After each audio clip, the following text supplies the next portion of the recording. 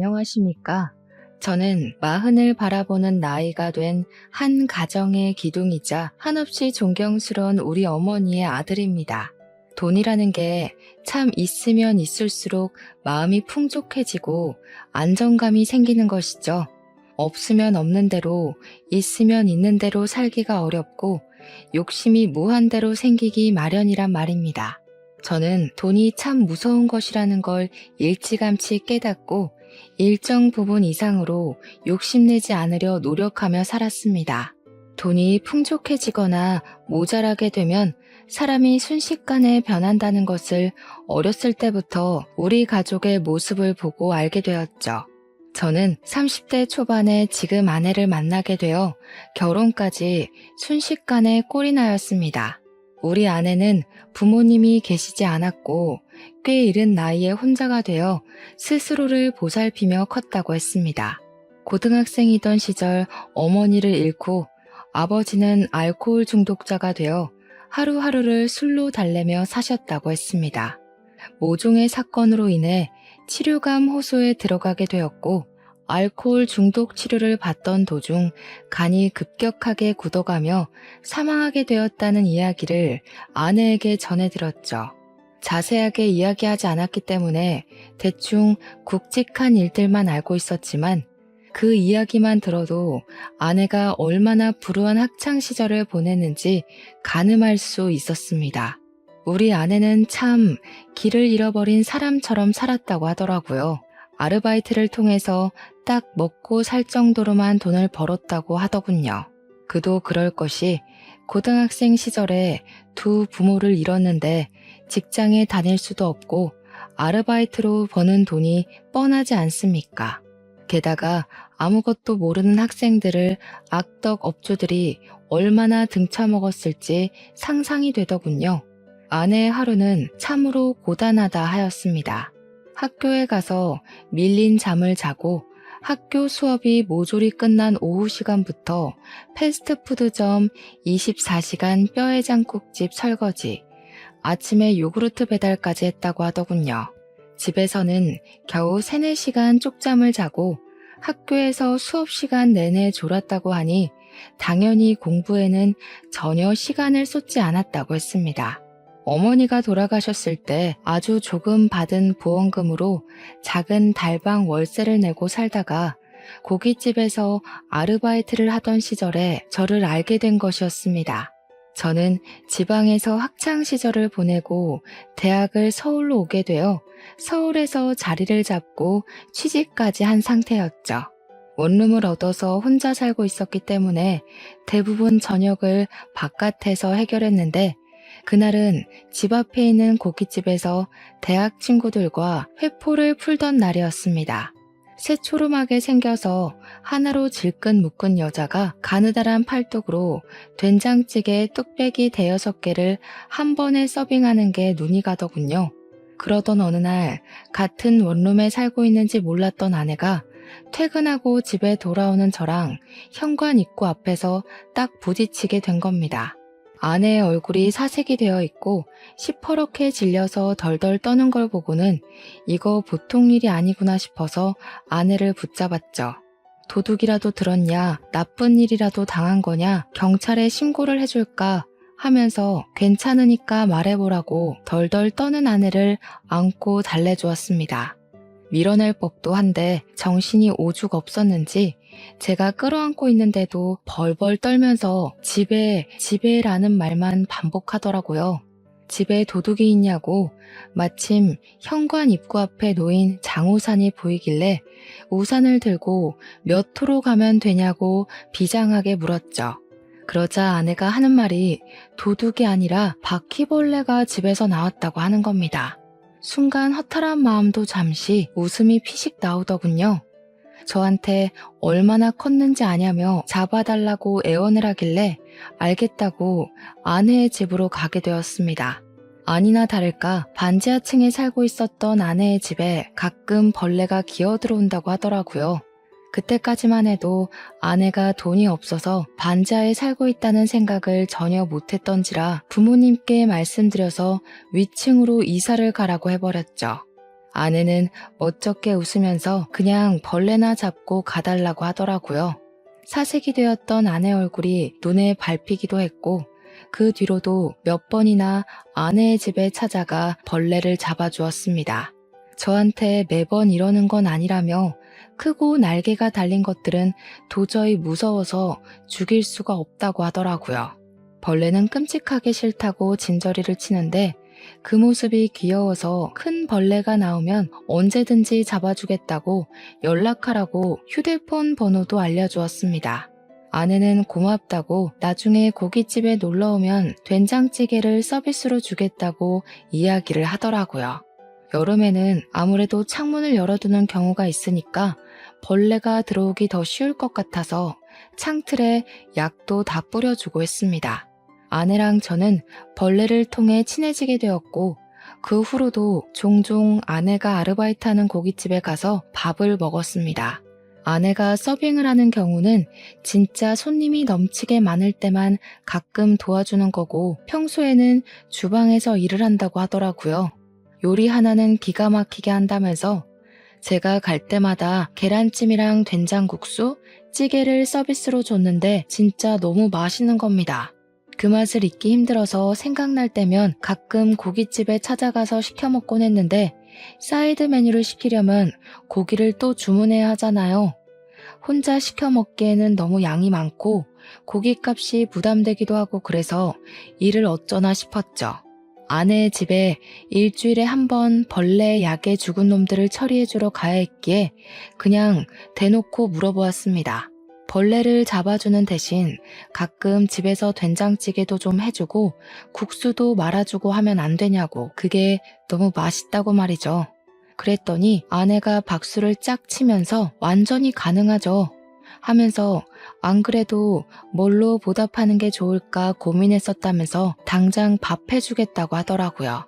그렇게 우리 집에서 같이 밥도 먹고 그러다가 자연스럽게 눈도 맞고 연애도 시작하게 되었습니다. 그때까지만 해도 아내의 속사정은 몰랐기 때문에 실수를 몇 번 하긴 했죠. 아내가 속내를 털어놓고 나서야 진짜 힘들게 살았었구나 하는 걸 알게 되어 조금 부끄럽기도 했습니다. 제 인생은 나름 순탄하고 꽃길만 밟고 그랬거든요. 아내는 저보다 4살이나 어렸지만 생활력이 강한 사람이었고 이 사람의 집이 어떻고 조건이 어떻든 간에 함께 하고 싶다는 마음이 절절하게 들었습니다. 아내와 만난 지 몇 개월 지나지 않아 저는 아내에게 청혼을 했고 결혼을 하기로 약속했습니다. 아내는 자신만의 가정을 꼭 꾸리고 싶었다면서 저에게 청혼해줘서 고맙다는 말을 했습니다. 저와 아내는 사이좋게 손을 잡고 우리 고향집을 찾아가게 되었습니다. 우리 고향집은 그 지역 토박이었던 부모님께서 땅을 사서 바닥을 고르고 손수 벽돌을 올려 지으신 집이었습니다. 우리 아버지께서 어린 시절부터 고생하시면서 자수성가하신 분이셨는데 당시 고향 땅값이 그리 비싼 편은 아니었습니다. 개발이 되지 않은 낙후된 지역이기도 했고 평야만 만개한 그런 동네였거든요. 아버지는 토박이셨기에 그곳에서 평생 살기로 마음을 먹으셨고 돈이 생길 때마다 한 푼 두 푼 모아 고향 땅을 사들이고 있었습니다. 나중에 자식들, 손주들 모두 한 동네에 모여 살기를 꿈꾸시며 모은 땅이셨죠. 그런데 그 지역이 신도시로 지정이 되면서 개발이 되고 땅값이 어마어마하게 오르기 시작한 겁니다. 대기업 공장부터 시작해서 평야뿐인 땅에 신식 쇼핑몰에 호텔에 각종 편의시설까지 없는 게 없는 동네가 되어버린 거죠. 당연히 그 일대 땅을 가지고 있던 아버지는 떼부자가 되었고 고향에 상가 건물을 2채나 올리게 되었습니다. 이제 결혼해서 손주들만 떡하니 안겨주면 된다고 말씀하시던 아버지께 제가 만나는 아가씨를 데리고 가겠다고 하니 아주 난리가 난 거죠. 저희 어머니는 상다리 부러지게 음식도 직접 하시고 아버지는 터미널까지 외제차를 직접 끌고 나오셨고요. 그 차로 말할 것 같으면 평소에는 애지중지하셔가지고 배터리 방전만 되지 않게 시동만 살포시 거는 그런 차였거든요. 그런 외제차를 타고 집 앞에 딱 도착했는데 우리 집이 진짜 낡았거든요. 아버지께서 손수 지은 집이라 그런지 손볼 곳도 많은 집이었고 정말 노후된 벽돌집이었어요. 우리 아내는 아버지께서 땅을 팔아 부를 축적하셨다는 걸 전혀 몰랐으니까 저한테 슬쩍 물어보더라고요. 혹시 우리 집이 카푸어 집은 아니냐고요. 그래서 그게 무슨 소린가 했더니 차는 누가 봐도 관리가 잘 된 번쩍번쩍한 슈퍼카인데 집이 너무 후져서 그런 것이었죠. 빚내서 차만 좋은 걸 끌고 다니는 건 아닌가 슬쩍 걱정이 됐대요. 아버지께서 그 이야기를 얼핏 들으시고는 절대 아니라고 이 집이 자기가 지은 집이라 허물지 못해서 그런 거라고 껄껄 웃으셨습니다. 우리 어머니께서는 이때다 싶으셨는지 안 그래도 자기도 아파트로 이사가고 싶다고 말 얹으시고요. 부모님은 아내의 이야기를 전부 들으신 이후에 참 마음으로 겉으로도 예뻐해 주셨습니다. 고등학생 때 부모님을 모두 잃고 혼자 살아오느라 얼마나 힘들었겠냐고요. 우리 아들은 초중고를 다 이 동네에서 부족함 없이 살아왔기에 그런 마음을 잘 모를 거라고 손을 잡고 토닥여 주셨죠. 우리 아버지께서 없는 살림에 한 푼 두 푼 모아서 자수성가하신 분이라고 했지 않습니까? 그래서 그런지 치열하게 살아야만 했던 우리 아내가 마음에 걸리셨었나 봐요. 저보다 더 친자식처럼 아껴주시기 시작했어요. 결혼도 아직 안 했는데 용돈부터 막 찔러주시고 인사드린 이후에는 아내 생각나서 샀다면서 옷 같은 것도 사다 주시고 말이죠. 우리 아내 역시 부모님에게서 받지 못한 사랑을 우리 부모님께 전부 받는 것 같다면서 너무나도 행복해했고 축복 속에 결혼식을 올렸습니다. 결혼 이후에도 서울에서 쭉 생활을 하다가 우리 마음에 걸리는 것이 하나 생겼습니다. 바로 임신이 되지 않는다는 것이었죠. 아내랑 저랑 병원에도 가봤지만 몸에 문제는 전혀 없는데 자연 임신이 잘 되지 않는 것이었습니다. 시험관을 해야 할까 고민도 했는데 아내가 천천히 기다려보면 안 되겠냐고 하더라고요. 시험관 시술이 엄청 아프고 고생이라는 걸 들었던지라 선뜻 시술을 하자고 말도 못하겠더군요. 어머니께서는 애가 왜 안 들어설까 하고 걱정도 하시고 은근히 손주 보고 싶다고 보채기도 하셨지만 그때마다 아버지께서 어머니를 말리셨습니다. 어련히 아이들도 계획이 있고 노력하고 있지 않겠냐고 스트레스 주면 더 나쁘다고 하시면서 말이죠. 그렇게 서울과 고향집을 왔다 갔다 하면서 지내던 도중에 제가 다니던 회사가 외국계 회사로 인수가 되면서 제 자리가 위태위태해졌습니다. 한순간에 경영진이 물갈이 되면서 구조조정이 시작되었고 희망퇴직자를 조사하기 시작했습니다. 저는 고민을 하다가 윗선에서 그동안의 실적이 부족했던 것을 걸고 넘어지길래 권고사직이구나 싶어서 희망퇴직을 신청하게 되었습니다. 갑자기 백수가 되어버리고 나서 저와 아내는 앞으로의 생활을 어떻게 해야 할지 몰라 무기력해졌습니다. 그 소식을 들은 아버지께서는 저에게 고향에 내려와 본인이 관리하던 건물 관리를 해보는 게 어떻겠냐고 권유를 하셨습니다. 서울 물가를 감당하는 것도 힘들긴 했고 아내도 부모님 곁에서 살아보는 게 어떻겠냐고 하더라고요. 저는 결국 그 권유를 받아들이기로 했고 바로 짐을 싸서 고향으로 내려가게 되었습니다. 아버지께서 애지중지하시며 관리하던 건물을 제가 이어받게 되었습니다. 그렇게 서서히 서울을 떠나 신도시 생활에 적응해 가던 어느 날 믿고 싶지 않은 일이 벌어졌습니다. 바로 저희 아버지께서 갑자기 쓰러지시게 된 거죠. 뇌경색으로 쓰러지신 아버지는 눈조차도 제대로 뜨지 못하고 사람도 전혀 알아보지 못하시고 내내 누워만 있게 되었습니다. 아버지께서 쓰러지셨다는 소식에 하이에나 같은 먼 친척들이란 사람들은 병원으로 찾아와서 아버지께서 일궈낸 부를 나눠 갖기 원하셨습니다. 우리 어머니를 보채서 콩고물을 조금이라도 나눠 먹길 바라셨죠. 가족끼리 서로 돕고 살아야 하는 것 아니냐. 건물도 있고 땅도 있다던데 조금만 나눠달라고 소란을 일으키는데 정말 정신이 없더라고요. 우리 아내가 화가 나서 지금 아버님이 누워서 사경을 헤매고 있는데 여기 와서 그딴 소리 하고 싶냐고 전부 쫓아냈습니다. 그러더니 하루라도 빨리 변호사를 선임해서 유산 정리부터 하는 게 좋겠다고 저에게 이야기를 하더군요. 이렇게 내버려 두다가는 먼 친척들이라는 사람들이 핏줄 운운하면서 다 털어가게 생겼다고 하는데 뭔가 좀 그렇더라고요. 저는 아버지가 쓰러지셨다는 슬픔에 젖어서 아무것도 하지 못하고 넋을 놓고 있는데 아내가 너무 이성적으로 대처를 해서 놀랐다고나 할까요? 사람을 전혀 알아보지 못하셨던 아버지는 간간히 의식이 돌아오시기도 했습니다. 그 타이밍을 노리고 있다가 아버지가 온전하실 때마다 유산 상속에 관한 이야기를 나누었고 상속에 관한 마무리를 지을 수 있었습니다. 어머니께서는 정말 독하다면서 아버지께서 돌아가신 것도 아닌데 이렇게까지 해야 하는 거냐고 핀잔을 주시고 너무하다 말씀하셨습니다. 저도 아버지의 정신이 온전할 때 추억을 더 나누지 못함이 죄스러워 고개를 숙이고 있는데 우리 아내가 어머니께 한 소리를 딱 하더군요. 이러다가 친척들이 자기 지분 타령하면서 들고 일어나면 어쩌려고 이렇게 안일하게 대처할 수 있냐고 법적으로 테두리를 둘러야 할 것 아니냐고 하더군요. 강경한 말투로 딱 잘라서 어머님, 이게 다 우리 좋자고 하는 일이잖아요 하는데 어머니께서도 조금 놀라시더라고요. 그리고 아버지가 쓰러지신 지 6개월이 지나 결국 병환이 깊어져 긴 영면에 잠기셨습니다. 저랑 어머니는 엉엉 울면서 아버지의 죽음을 받아들이지 못하고 있는데 우리 아내가 자꾸 장례식장 밖으로 나돌기 시작하더군요. 손님이 오시면 가족들이 전부 인사를 해야 하는데 아내가 자꾸 자리를 비우더라고요.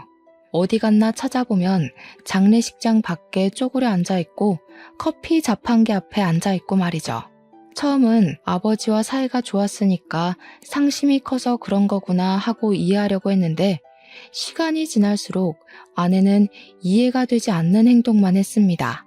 3일 내내 밖에서 얼쩡거리고 손님이 와도 시큰둥하고 장례식장 안으로 들어오려고 하지도 않은 채 표정은 점점 나빠지고 말이죠.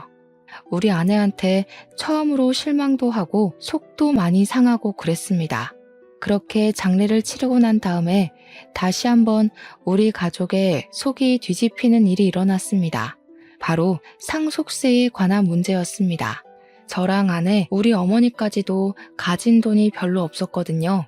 전부 아버지의 재산이었고 아버지께서 그리 갑자기 돌아가실지 몰랐기에 재산을 분산시키지도 않았고요. 근데 모든 재산을 제가 상속을 받게 되면서 상속세를 내야 하는데 현금이 전혀 없었던 겁니다. 결국 아버지의 건물 한 채를 금매로 팔아야만 세금을 낼 수 있다는 걸 알고 그 건물을 팔아버렸죠. 그 돈에서도 상속세가 지불되면서 남는 게 별로 없게 된 겁니다. 결국 추가로 대출까지 받아서 세금을 물어야 했습니다. 거기에 종부세까지 턱하니 겹쳐지니까 정말 정신이 없더라고요. 그런 와중에 우리 아내가 그러더군요. 건물 1층 세입자 계약이 끝나가는데 그 자리에서 자기가 장사를 하면 안 되겠냐고요. 저랑 어머니는 그런 아내를 당연히 말렸죠. 그 자리가 제일 돈이 되는 자리인데 거기에 아내가 가게를 내게 되면 고정적인 월세가 사라지는 거나 다름없었으니까요. 그리고 가게를 해서 잘 꾸릴 수 있다는 보장도 없지 않냐고. 아내에게 그건 아닌 것 같다고 했더니 아내가 저한테 씩씩거리면서 화를 내더라고요. 자기한테 그만큼의 투자도 해줄 수 없는 것이냐며 왜 못 해준다는 말만 반복하냐고요. 잘 될지 망할지는 해봐야 아는 거 아니냐고 하면서 아버지께서 살아있었더라면 자기한테 그 자리를 주고도 남았을 거라고 말했습니다. 월세 몇백만 원이 아까워서 그런 거냐고 더 벌 수 있다고 호언장담을 하는 겁니다. 어머니께서는 머리 아프다고 하시며 부부 문제는 부부가 알아서 하라고 하시는데 아내는 끈질기게 저를 설득했습니다. 저는 결국 2달 뒤에 세입자가 계약이 끝나 나가고 그 자리에 아내 가게를 차려줄 수밖에 없었습니다. 저한테 지금 와서 취직이 되는 것도 아닐 거고 자영업밖에 할 수 있는 게 없지 않냐고 꾸준히 이야기를 하는데 저도 설득되고 만 것이죠. 아내는 고깃집에서 일했던 경력을 살려서 고깃집을 오픈하게 되었습니다. 오픈 초기에는 손님이 정말 많이 왔어요. 우리 아내 음식 솜씨가 정말 좋기도 했고 반찬들이나 사이드 음식들이 맛있어서 그런지 사람들이 점심에도 점심 메뉴를 먹으러 찾아왔었죠. 문제는 저희가 재료 단가에 눈퉁이 맞고 있었던 겁니다. 저렴한 고기를 웃돈 주고 사고 있었던 거죠.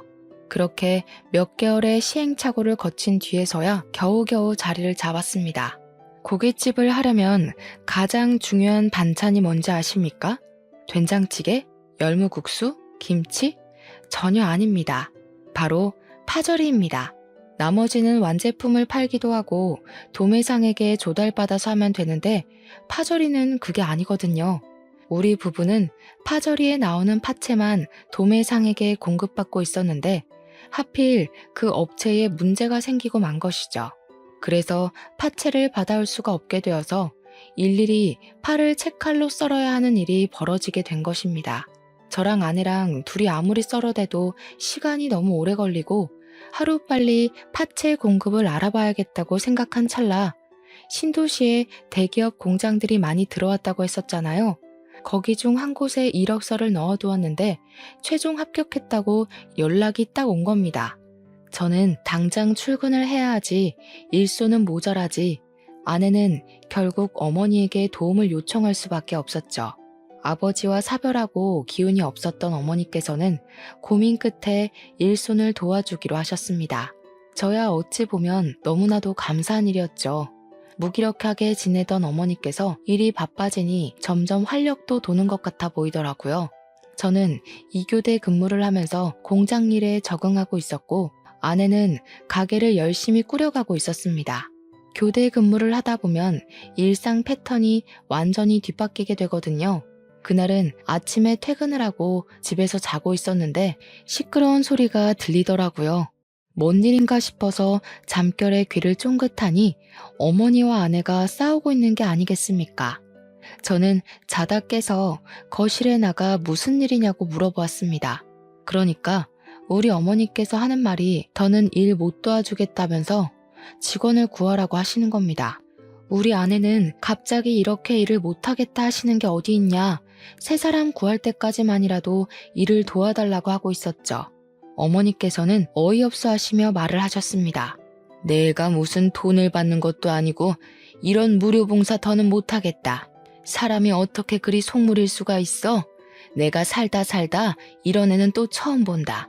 하루 종일 파채 써느라 눈도 맵고 손끝까지 매워서 저리기까지 하는데 월급도 제대로 안 주는 게 말이니? 어머님, 가족끼리 무슨 월급을 받으면서 일을 한다고 그러시는 거예요. 파채 써는 일만 아니면 사람 쓸 일도 없어요.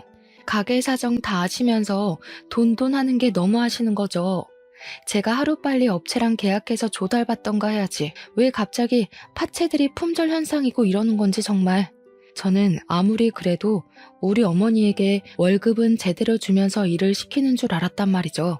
무슨 일이냐고 자세하게 말을 해보라고 하기도 전에 줄줄 이야기를 하는데 머리가 어지러울 정도였습니다. 제가 가만히 있자 어머니께서도 씩씩거리면서 그게 다가 아니잖아 하면서 말을 이어나가시더군요. 그게 전부면 말을 안 해. 밑반찬 만들어야 한다고 김치 담가, 샐러드 만들어 파채 썰어, 서빙까지 하는데 월급을 안 줬잖니. 일손 모자란다고 옆집 아줌마까지 끌어들여 놓고는 일당으로 3만 원 덜렁 주는 게 맞다고 생각하니 정말? 내가 옆집 아줌마 얼굴 보는 게 부끄러워서 고개를 못 들고 다녀. 제가 놀라서 아내에게 진짜냐고 물어보니 아내가 저를 표독스러운 얼굴로 바라보면서 말하더라고요.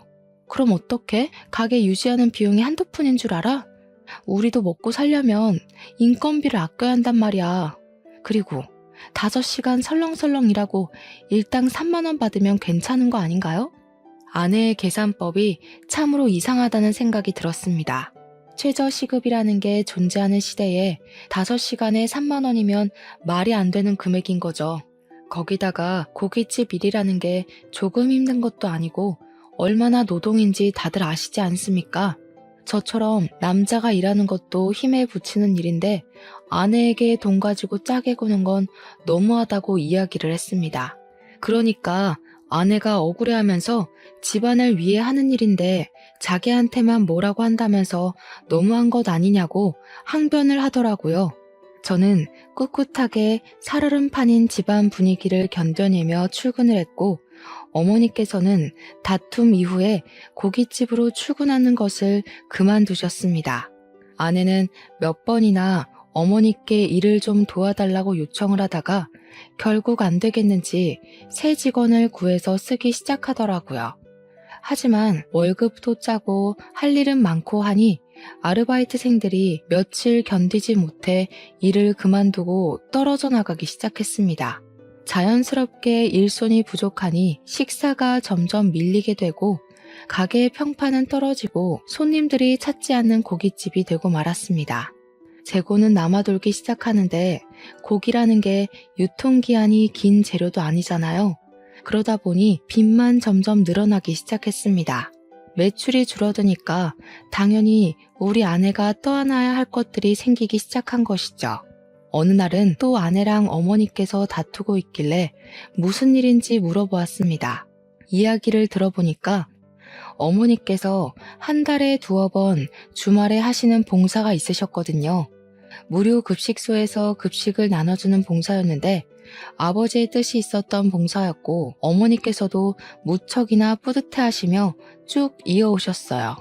아버지께서 어린 시절 고생을 하시면서 배 골아 힘들었던 기억을 잊지 못해 시작한 봉사였습니다.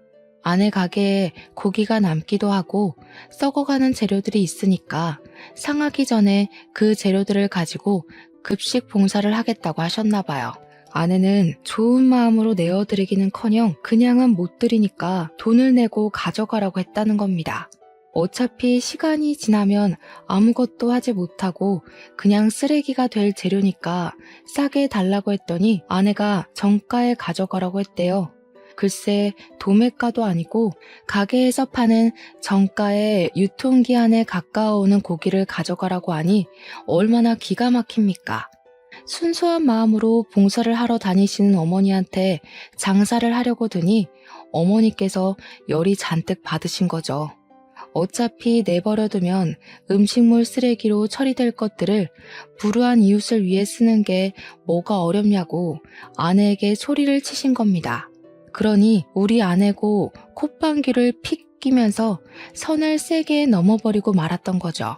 그 사람들 도와서 얻는 게 뭐가 있는데요? 고기 맛 좋다고 우리 가게 와서 회식이라도 하겠대요? 거지새끼들이?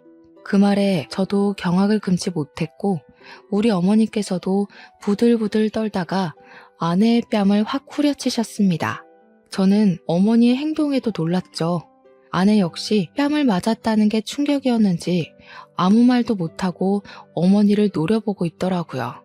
우리 어머니께서는 아주 침착하게 아내를 향해 깊은 분노를 표출하셨습니다. 너 원래 이렇게 못돼 처먹은 애였니? 우리 남편이 너 고생하며 자랐다고 안쓰럽다고 챙긴 게 내 평생의 한이다. 이렇게 못되고 막대 먹은 아이인 줄 알았으면 진즉에 우리 집에 들이지도 않았을 거야. 마음을 곱게 쓰지 않으니까 너에게 아이도 들어서지 않는 거야. 이 양심도 없는 계집애. 어머님, 어떻게 아이가 들어서지 않는 이유를 거기다가 갖다 붙여요? 마음을 곱게 쓰고 봉사를 하면 애가 들어선다고 누가 그래요? 꿈에 삼신할미라도 나와서 이야기를 해주시던가요? 어머니를 비꼬면서 또박또박 말대답을 하는데 그 꼴을 보고 있자니 제가 다 열이 받고 화가 나더라고요. 그래서 아내에게 소리치면서 이야기를 했죠. 우리 어머니한테 그게 무슨 발버릇이냐고요. 솔직히 내가 생각해도 너 너무 많이 변한 것 같다. 처음 만났을 땐 이렇게 돈 타령하는 애도 아니었다고 합니다. 당장 우리 어머니한테 사과하지 않으면 나도 강경하게 나가겠다고 하니까 아내가 저를 째려보더라고요. 무서울 줄 알고? 이제 공장 출근하면서 돈 좀 번다고 유세 떠는 거야, 뭐야? 솔직히 당신이 나한테 해준 게 뭐가 있어? 내 일을 도와줬어, 뭘 해줬어? 타지에 와서 친구도 없이 괴로워하는 나한테 당신이 내 친구가 되어주긴 했어? 너무한 게 누군데? 물론 아내가 연고도 없는 동네로 내려와 심적으로 우울해하는 걸 알고 있어서 제가 얼마나 노력을 했는지 모릅니다. 시간이 될 때마다 밖에 돌아다니며 데이트를 하려고 했고 아내의 취미 생활도 이해하려고 노력했고요. 제 노력은 깡그리 무시를 하고 자기 잘못은 하나도 없다는 식으로 이야기를 하는데 그냥 넘어가면 안 되겠더라고요. 지금 가게 운영한답시고 집안을 빚을 내는 게 다 누군데 저한테 이런 식으로 이야기를 할 수 있단 말입니까? 화가 머리끝까지 차오른 저는 아내에게 딱 잘라 이야기를 했습니다. 앞으로 가게 유지하고 싶으면 우리 어머니께 월세를 내는 게 좋겠어. 그 자리가 한 달에 200만 원짜리 자리였다는 거 알고 있지? 앞으로 매달 5일에 우리 어머니 통장으로 자릿세 200만 원씩 송금해. 지금까지 공짜로 그 자리 쓰게 해준 게 내 마지막 배려였으니까. 그러니 아내가 놀래서 기겁을 하더라고요. 가족끼리 월세를 받는 게 어디 있냐면서 이제 치사하게 건물 가진 걸로 유세 떠냐고 하더라고요. 저도 아내의 말에 따박따박 반박을 해줬죠. 가족끼리도 다 썩어가는 고깃집 정가 받으려고 눈에 불을 켜는데 월세가 뭔 대수겠냐고요. 제가 논리적으로 반박을 하니까 아내가 인심 쓰듯이 우리 어머니께 그 재료들 전부 들고 가서 급식 봉사하는 데 쓰시라고 하더라고요. 기분은 기분대로 상하게 만들어 놓고 누굴 거짓 취급하는 건지 우리 어머니께서도 됐다고 하시더군요. 다 썩어가는 식재료 써봐야 좋은 소리 못 들을 거라며 도매상에게 신선한 재료 구입해서 쓸 거라고 하셨습니다. 다 말라 비틀어진 재료 누가 쓴다고 인심 쓰듯 이야기하냐며 방으로 쏙 들어가셨죠. 들어가시면서 멍하니 서 있는 아내에게 매달 5일에 월세 200만 원씩 송금하는 거 절대로 까먹지 말라고 매달 체크할 거라고 신신당부를 하셨습니다. 아내는 그 이후로 며칠 동안 아주 죽은 듯이 숨만 쉬면서 살았습니다. 가게에 출근할 때도 항상 요란스러웠던 아내가 발소리조차 죽이면서 깨갱하면서 다니더라고요. 그렇게 며칠이 더 흐르고 월세를 준비하려고 했던 5일이 되자 아내는 태어난 척하면서 출근 준비를 하더라고요. 그때까지도 어머니나 저나 아내에게 월세 이야기를 한 번도 꺼내지 않았기 때문에 아내도 그냥 해본 소리나 보다 싶었나 봅니다. 5일 아침에 출근하려던 아내에게 어머니께서 월세 오늘 보내는 날인 거 까먹지 않았겠지? 하면서 물꼬를 트셨습니다. 아내가 월세라는 단어에 화들짝 놀라서 눈을 동그랗게 뜨고 어머님, 그 월세 진짜 받으시게요? 하면서 대꾸를 했죠. 어머니께서는 그럼 내가 없는 소리를 일부러 하겠냐고 월세 준비하라고 이야기를 하셨습니다. 아내는 지금 당장 200만 원이 어디 있겠냐고 어머니께 좀 봐주세요. 앞으로는 썩기 전에 재료 잘 드릴게요. 하고 나가더군요. 어머니께서 여기서 멈추셨다면 당연히 제가 사연을 적지 않았겠죠. 5일에 월세가 입금되지 않자 어머니께서는 6일 날이 밝자마자 바로 우체국으로 가셔서 아내에게 내용 증명을 보내셨습니다. 저도 어머니께서 그렇게까지 하실 줄은 상상도 못했지만 아내가 너무 경우 없이 굴었던 그날이 생각나서 잠자코 있었죠. 아내는 저에게 넌지시 내용 증명에 관한 이야기를 꺼내면서 진짜로 월세를 드려야 하는 거냐고 가족끼리 왜 이렇게 돈돈거리냐며 발을 동동 굴렀습니다. 저는 그런 아내에게 아무런 대꾸도 해주지 않고 싸늘한 눈빛만 보냈죠. 아내도 결국 느끼는 게 있었는지 보통 일로 끝날 것이 아니구나 싶었나 봅니다. 어떻게 구했는지 모르겠지만 아마 오기가 섞인 일인 것 같습니다. 200만 원을 어머니께 월세라고 떡하니 드리더군요. 일부러 저와 어머니 보라는 듯이 빳빳한 현금으로 인출해서 200만 원을 드리는 게 아니겠습니까? 어머니께서는 굳이 보여주기 식으로 이런 짓 하지 말고 편하게 계좌로 이체하라고 일침을 놓으셨습니다. 하지만 파리만 윙윙 날리는 가게에서 매달 월세 200만 원을 어떻게 마련할 수 있겠습니까? 첫 달, 두 달은 호승심에 고개에 빳빳이 들고 다니더니 3개월째 되는 날부터는 눈밑이 퀭해져가지고는 어머니 방문 앞에서 전전긍긍 하더라고요. 퇴근하고 돌아온 저를 보더니 눈물을 찔끔 흘리면서 매달 월세 200만 원은 너무한 것 같다고 하더라고요. 자기가 잘못했다면서 이러다가 빚만 늘어나게 생겼다고 한 달에 가게 순이익이 200만 원이 안 되는데 어떻게 월세를 감당하냐고 하더라고요. 말을 하면서 감정이 확 올라왔는지 나중에는 엉엉 울면서 자기 대출받아서 월세 내고 있는데 이자가 눈덩이라고 하는 겁니다. 한 번만 용서해달라고 어머니 방문 앞에서 막 두들기며 우는데 우리 어머니께서 인상을 팍 쓰시면서 나오셨죠. 월세 내라고 한 거 물을 마음 없다고 괘씸해서 이대로는 못 넘어간다고 엄포를 놓으셨습니다. 그동안 며느리랍시고 좋은 마음에 도와주고 해줬더니 당연한 줄 안다면서 저런 마음을 먹고 사는 애는 며느리라고 생각하고 싶지도 않다고 하셨죠. 아내는 손이 발이 되게 빌면서 뭐든 다 하겠다고 가게도 접으라면 접겠다고 눈덩이처럼 불어나는 이자가 무섭다고 했습니다. 시키는 대로 다 할 테니까 빚만 좀 갚게 도와달라고 하는데 솔직히 저도 제 아내인지라 마음이 편치 않더라고요. 제가 이도저도 못하고 있으니까 어머니께서 한숨을 푹 내쉬셨습니다. 그동안 당한 게 있어서 억울해서라도 여기서 멈추면 안 되는 건데 앞으로 시키는 거 다 하겠다고 했으니까 고민을 좀 해보겠다고요.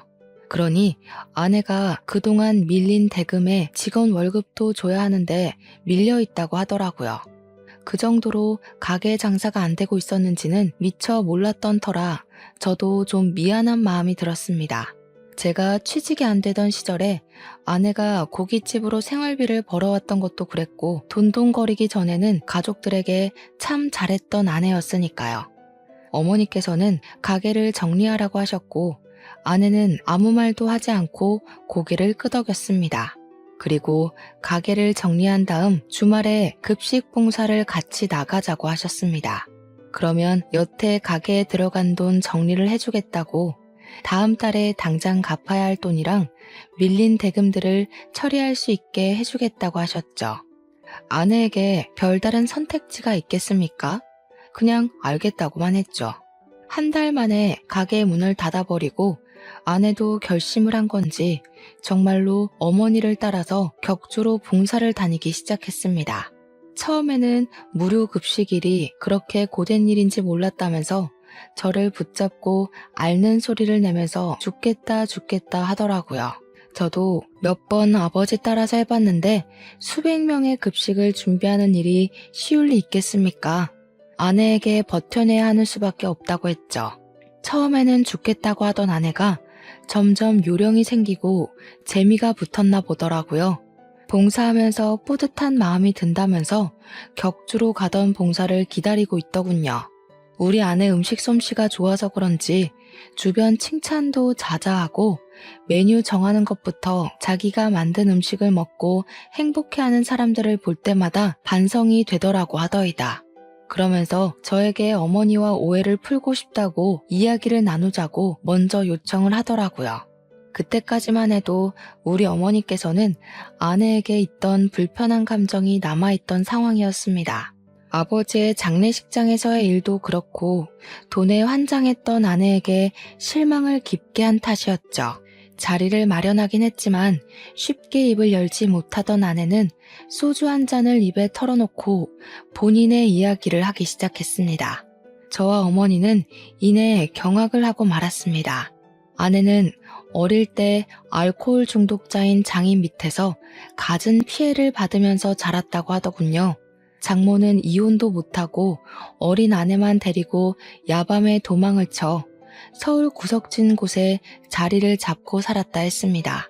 그러던 도중 장모가 암에 걸리게 되면서 치료도 제대로 받지 못한 채 돌아가시게 되었는데 그 사실을 어떻게 알았는지 장인어른이 장모의 장례식장에 찾아와 행패를 부렸다고 했죠. 조문만 하고 돌아갈 줄 알았던 장인은 술을 처먹고 와서 장례식장에서 난동을 부렸고 어디서 가져왔는지 모를 강목을 휘둘렀다고 하더군요.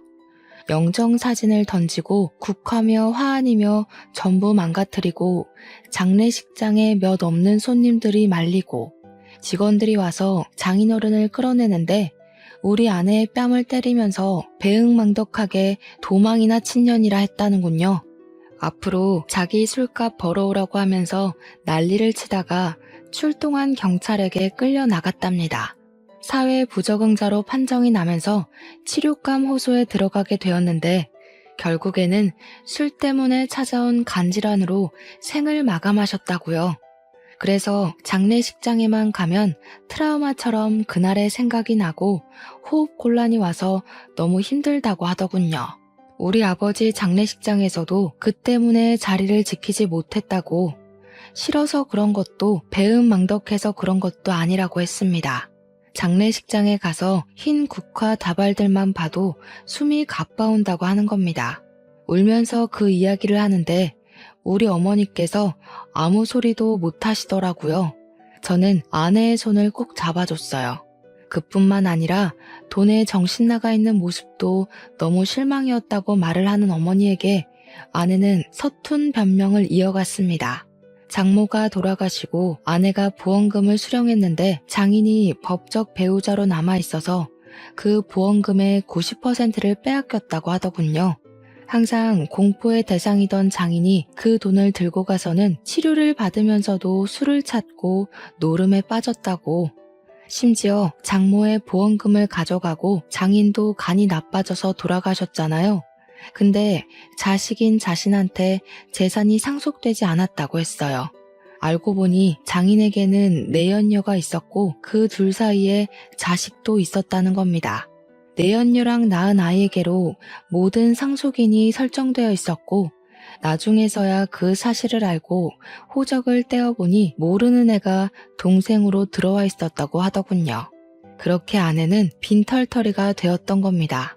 그러면서 아내는 돈을 뺏기지 말아야겠다 하며 살았는데 먼 친척이라는 놈들이 나타나서 아버지 재산을 욕심내니까 힘없이 돈을 빼앗겼던 과거의 자신과 겹쳐 보였다고 하더군요. 어머니께서는 아내의 이야기를 듣고 욕을 내뱉으셨습니다. 아내는 자기가 상처가 있어서 그랬던 거라고, 잘못했다고 용서해달라고 울었어요. 봉사를 하고 지내면서 자기도 마음을 다시 먹게 됐다고 했습니다. 이제 가진 것에 충실하게 살면서 욕심도 부리지 않을 거라고요. 그리고 저의 손을 잡으며 미뤘던 시험관 시술을 하자고 말했습니다. 우리 부부에게도 아이가 필요한 것 같다고 하더군요. 아이를 갖겠다는 소리에 어머니의 얼굴이 조금 풀리시기도 했습니다. 아무튼 저희는 모든 오해를 풀고 웃으며 자리를 마무리했어요. 그날 이후로 8개월 동안 주사를 맞는 고통과 정기적인 검사를 통해 시험관 시술에 성공했고 아내는 쌍둥이를 임신하게 되었습니다. 아이를 가졌다는 소식에 남아있던 모든 앙금을 털어낸 어머니는 아내를 다시 보살피기 시작하셨죠. 그렇게 시간이 흘러 벌써 임신 6개월 차가 되었습니다. 쌍둥이라서 임신 8개월쯤 되면 수술을 통해 출산을 하자고 하셔서 2달간 열심히 먹고 놀고 할 예정입니다. 아빠가 된다는 마음에 설레기도 하고 실감도 나지 않고 그러네요. 걱정이 되기도 하지만 우리 부부 그리고 우리 가족이 돈독해진 만큼 어떠한 고난도 잘 이겨낼 수 있을 거라 믿어 의심치 않습니다. 제 이야기를 끝까지 들어주신 여러분에게도 꼭 복이 있길 바라겠습니다.